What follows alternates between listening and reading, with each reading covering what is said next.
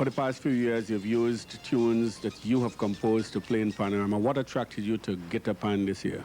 Well, after doing an analysis of the melody that Kitchener had, I find it was kind of interesting to really see if we could experiment with those chords and progressions and modulations in one song. Perhaps you could give me an example of what it is in the melodic line or the chord structure that really offered that challenge to you as a pan arranger. Well, first, I think Kitchener, like his verse to start with. His verse is a normal Kitchener verse, really.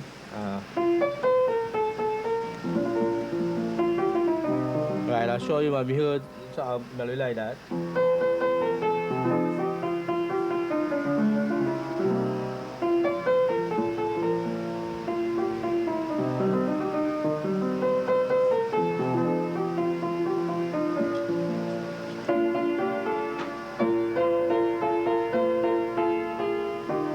You are familiar with that?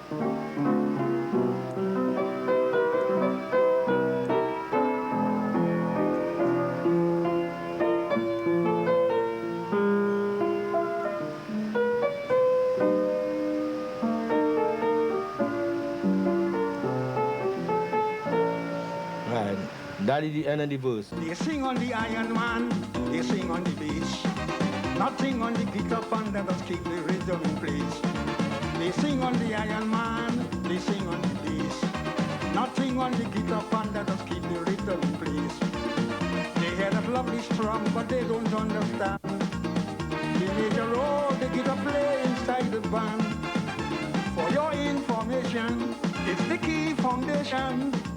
Now you understand the importance of the guitar pan. But what was more interesting now is how he went into his chorus. He started his tune in B flat key, right? But he did a chorus in a completely different key to start with. And although he went to a minor, he went to what is known as the Phrygian mode. The Phrygian mode is the third to play. But leaving the verse now, to get to there, he had to come. Now when he come,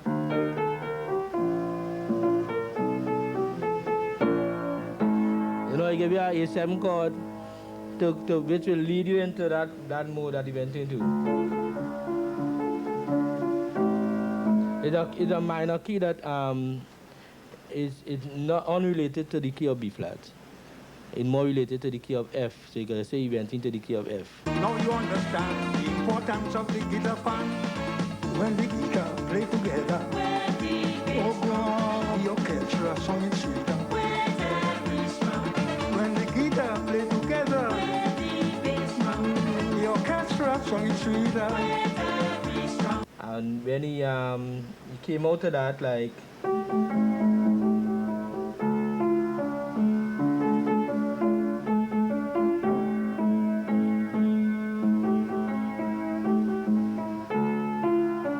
then he went to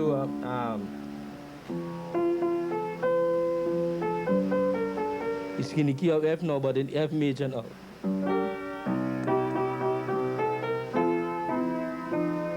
Then he going back in B flat now.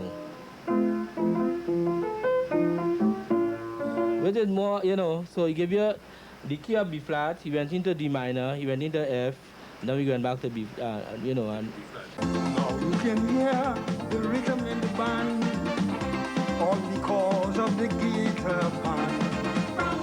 The guitar coming on, burning up the ground, vibrating the ground. The guitar rounding, beginning to break away. It hadn't took away. Hear the guitar pan, and you will surely understand why there's so much in demand to hold the rhythm in the band. Come back with, you hear the guitar, it's sweet like sugar. It have the people uncontrollable. Key, do, re, mi, fa, mi, re. Well, let us look, as we're talking about the melodic line and trying to relate it to what happens in Panorama. How important then is it in your first statement to play this tune accurately? Well, it is very important that the first statement is played correctly so that the judges will know. The judges should know that, hey, you're playing a guitar pan or you're playing any melody, and this is the melody in which you will do all your variations too. So it's very important to get the melody correct first, you know. What would you recommend should be done for the judges to be certain that a band plays this melody and the chords right the first time around? Well, maybe in the preliminaries you should do, they should make the bands come up and play just melody and go some chorus for a preliminary. And then for the semi-finals and final, you do all the variations, what you want to do, because there's bands that don't even play the melody correct. And, you know, and this is, when you're listening, they say, what song they playing?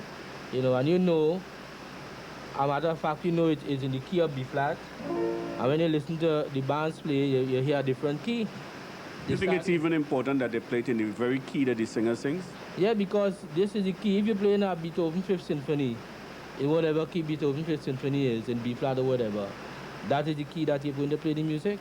Why we want to change the key that the singer sing, you know, to suit the pan. And Kitchener, if you look Kitchener melody always,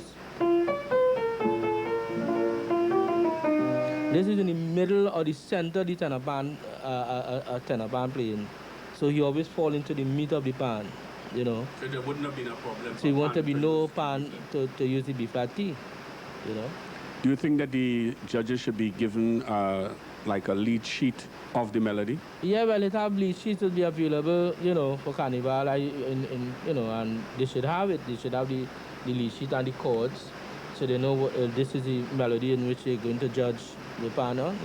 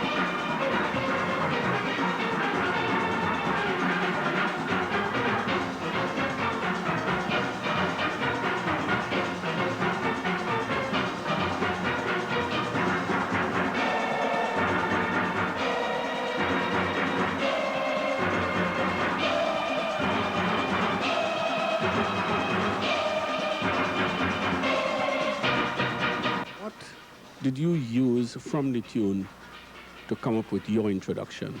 Right. What we start with really a fanfare. Like, you know, we all in the guitar band here, you know, so you're bringing me with a fanfare. And then we use a fragment of the verse.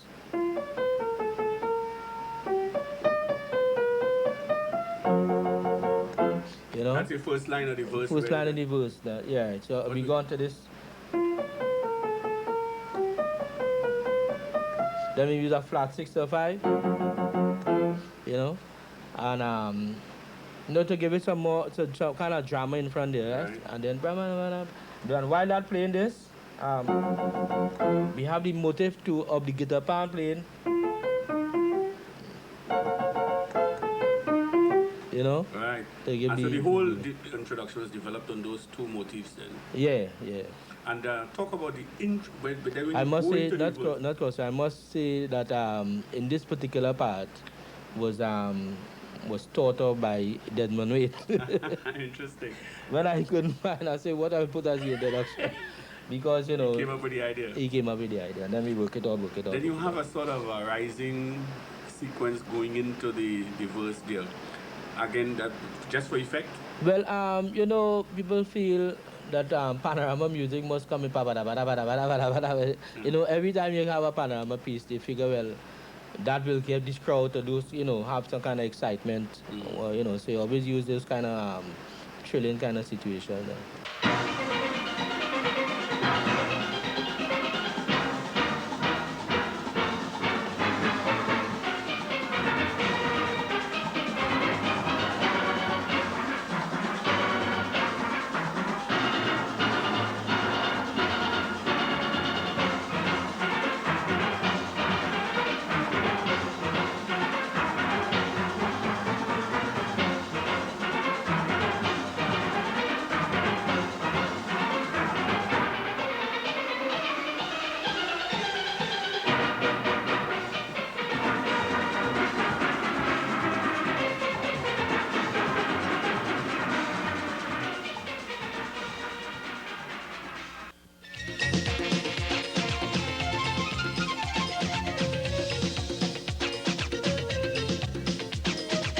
We go into the first statement, and then usually, as is traditional, when you play the verse and the chorus the second time around, we attempt some solo.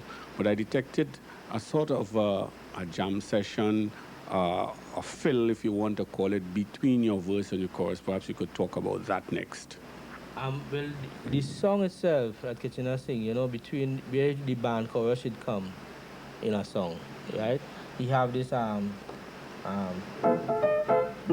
jam, you know.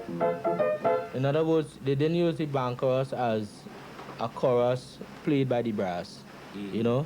So we use that situation to bridge the first verse to the second verse and you know, cry it through.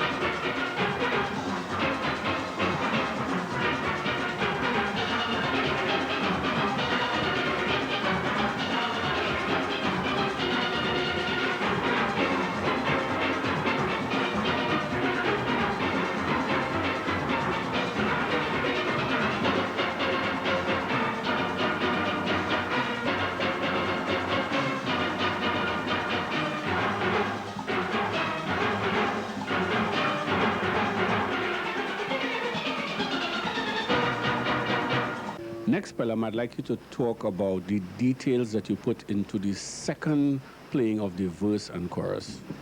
Well, the second, the guitar pans and the cellos, as I said, had the melody, right? You know, they play down in the, you know, in the clef there, and the tenors were doing like answering them. You know, short, kind of staccato licks, like, then we went on to a little colorful chords and major sevenths and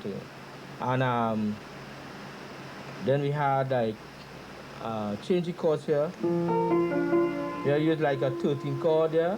Some chord substitutions. Then. Substitution chords, you know, and it built up to a different kind of I'll show you a different picture now, because the guitar pan like it take over the whole melody there.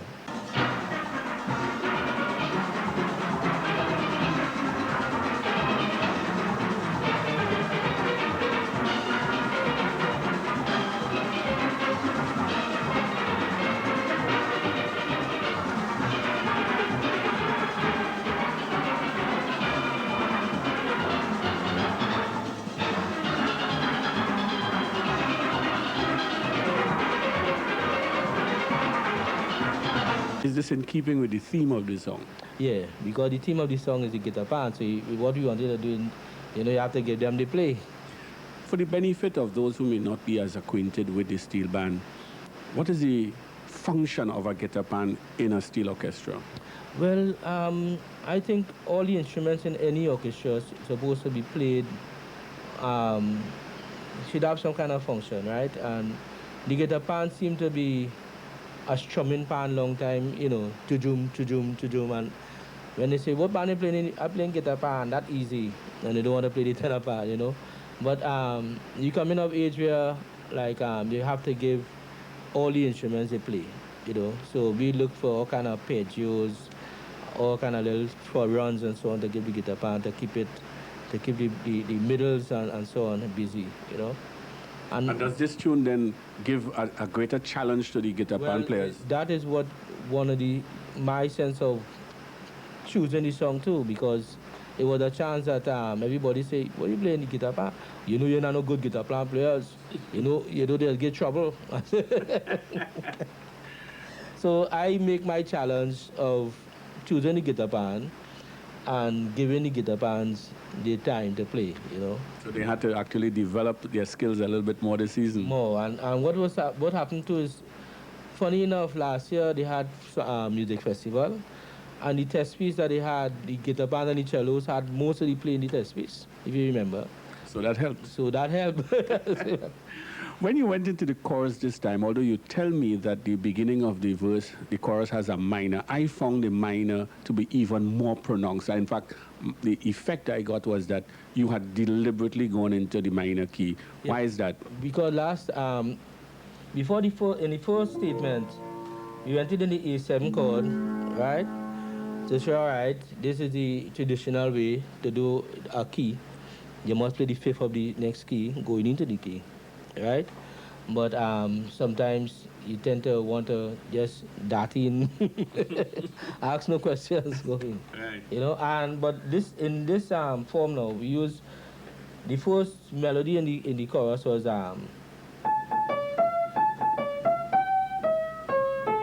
in this way now. I use the melody as the this note. So it sounds like it was a major key interfering with there. So, you see? Right.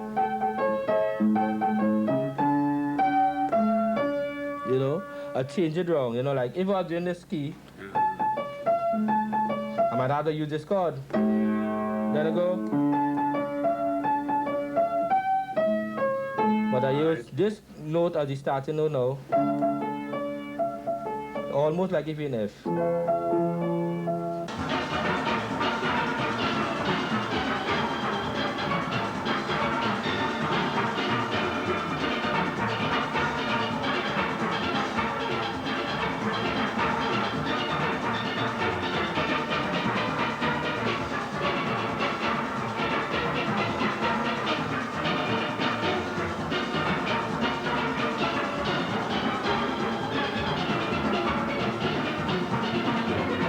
And tell me, how do you approach the chorus in this to give a difference to the first chorus that you played? Well, the chorus was no,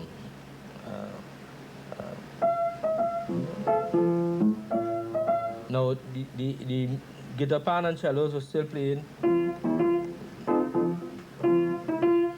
and the tenors did some variations on top, and also, but there's a part that I didn't mention before in the chorus. That is I find it the most beautiful part of hearing that song. The part to go.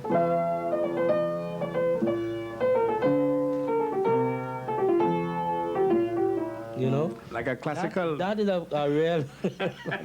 It was only a scale. I know your Kitchener pick up. Like that's why some people choose his songs because he always have something now to hold your attention. I find this so nice, and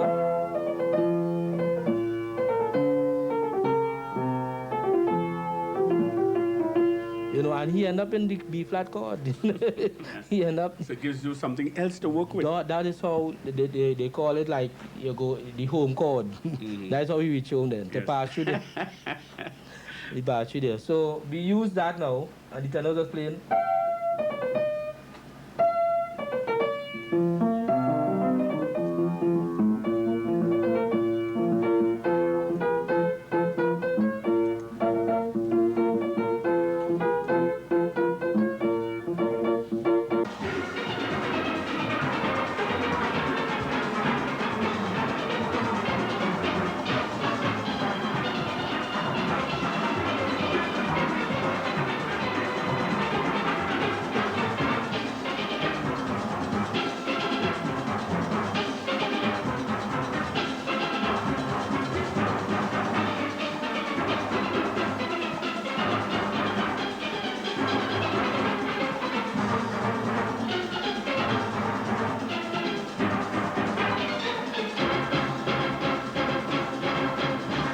right after the playing of the second chorus, I detected immediate modulation, going into a jam session kind of, again, band chorus. Talk about that. Well, this same sweet part that I like.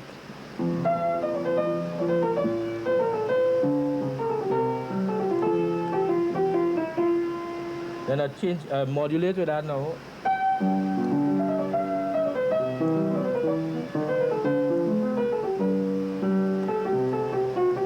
And I end up in key of C.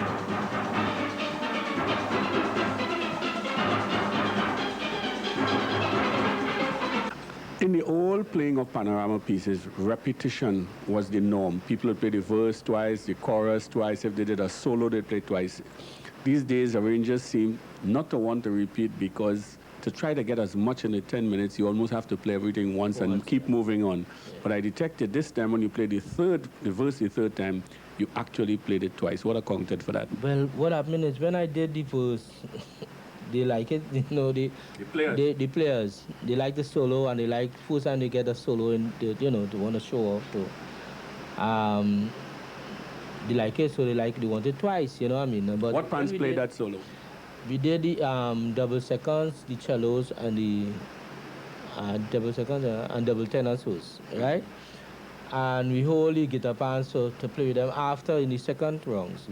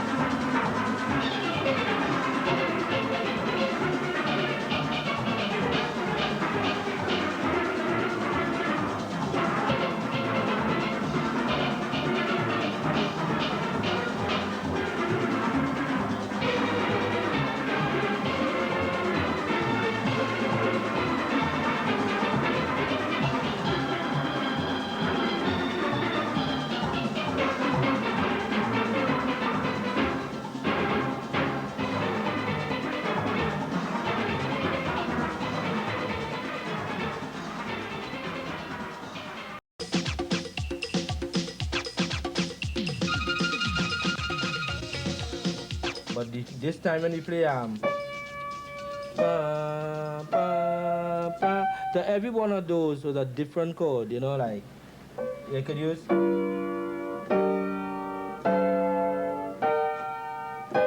you know,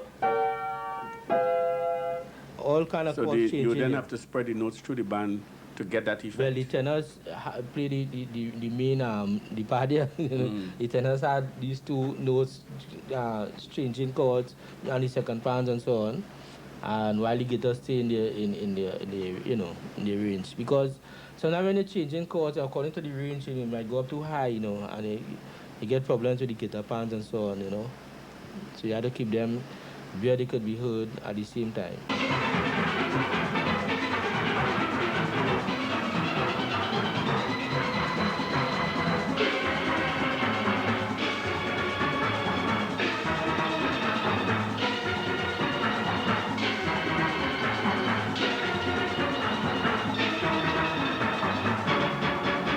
How important is the use of dynamics in the playing of the song? Well, dynamics in music is like very important, because you at one level of music. Now, you know, in music we have things like pianissimo, forte, and mezzo forte, and all that, right? But in Calypso we tend to want to, because of the rhythm playing with the iron all the time, you know, we tend to only play in forte, you know. You know, so we try to use dynamics like soft and the build up and crescendos and so on. That sometimes that is very important in you know.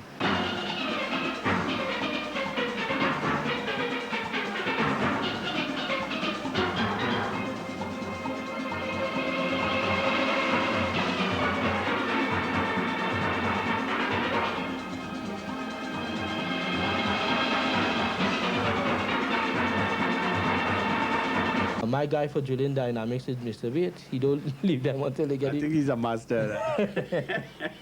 They must get that crescendo, all them going home. All right. You're not going home tonight if they don't get the crescendo. I talk about, I sensed an extended jam session coming into this area of the tune. And what do you try to get out of that? How do you inject that into the arrangement? Well, at the going to the end of a tune, sometimes you a song going, and you put on the end, and people say, the all the end so sudden, you know.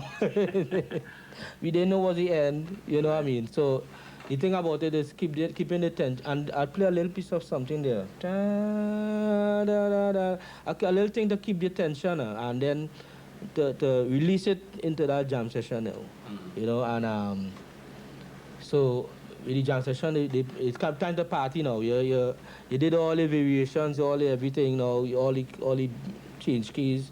You come back to the home key, right? So it's really time to jam out and until you reach the end of the song.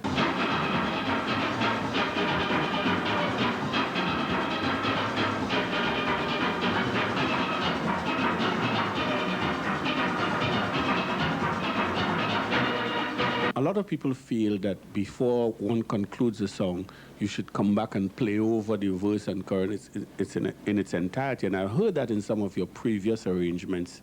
This time you elected only to play the chorus before concluding. Explain that.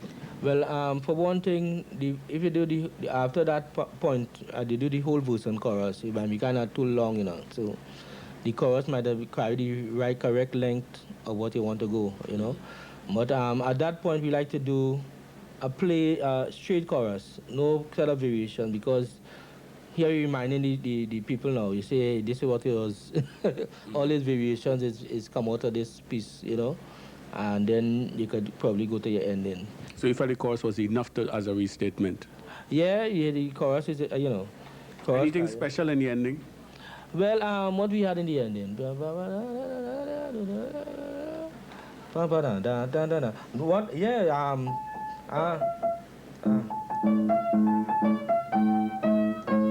There's a part where in the ending where we pedal the bass. Pedaling means you hold one. You can either hold the fifth and the tonic note, right? But you hold the fifth note. If you notice in some Super Blue Road matches, I did all of that, pedal the bass on one note. And you can play your melody.